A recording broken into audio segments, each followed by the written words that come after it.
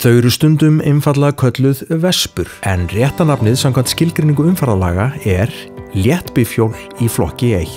Léttbifhjól í flokki 1 eru vélknúin ökutæki á 2, 3 eða 4 hjólum sem ná ekki meira en 25 km hraða á klukkustund. Þau geta verið knúin rafmagni eða öðrum orkugjöfum. Það að þau komast ekki hraðar en 25 km á klukkustund gerir það að verkum að eftirfarandi reglur gilda þau.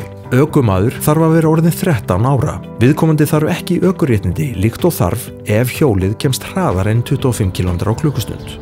Það má aka þessum hjólum á hjólastígum en einnig á gangstéttum og gangstígum en líkt og á reiðhjólum skal þá alltaf víkja fyrir gangandi vegfarendum og sýna sérstaka aðgæslu þegar ekið framhjá fólki. Ef hjólastígur er samhliða göngustíg er einungis heimilt að aka á hjólastígnum. Það er mælt með því að þessi tæki séu ekki notuð í almennri umferð þar sem hraði er meiri en 50 km á klukkustund þótt það sé heimilt.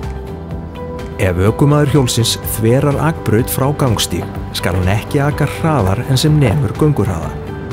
Það má ekki reiða farþega á þessum hjólum nema ökumaður sé orðinn 20 ára og hjólið sé gert fyrir farþega. Ef farþeginn er 7 ára eða yngri þarf hann að vera í sérstöku til þess gerðu öryggissæti. Það er skylt að vera með viðurkenndan hliðarhjálm á þessum hjólum.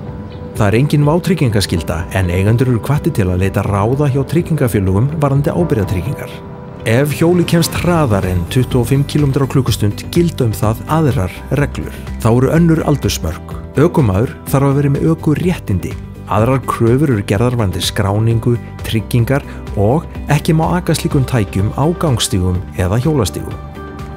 Komist hjólið hraðar en 25 km á klukkustund og uppfylli ökumaður og hjólið ekki öll slík skilyrði er viðkomandi í raun réttindalaus, sem er jafn alvarlegt og að aka númerslausu ökutæki án ökuréttinda.